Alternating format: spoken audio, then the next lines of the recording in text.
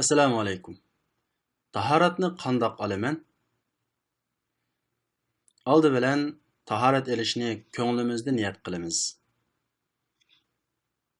Uningdan keyin Bismillahirrohmanirrohim deb qo'limizni 3 qatim yuyamiz.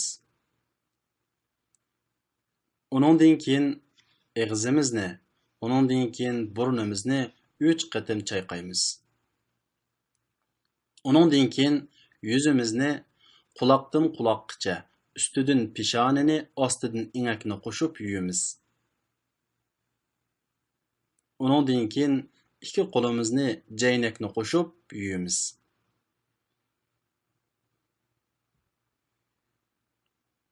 Uningdan keyin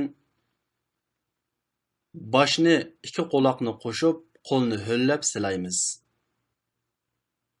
Uningdan keyin ikki putimizni vo'shiqni qo'shib yuyamiz.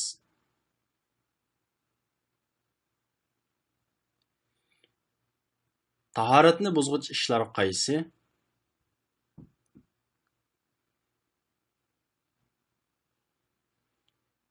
Oldi keyni jinsi yo'ldan chiqqan cho'ng kichik tahorat va boshqa har qanday narsalar. Ko'p qon va yiring chiqish. G'ariq uyqu, hushidan ketish, mastlikka o'xshash aqlning g'oyib bo'lishi. Pardasiz holatda oldi keyni avratni tutish. Meyitni yuyish.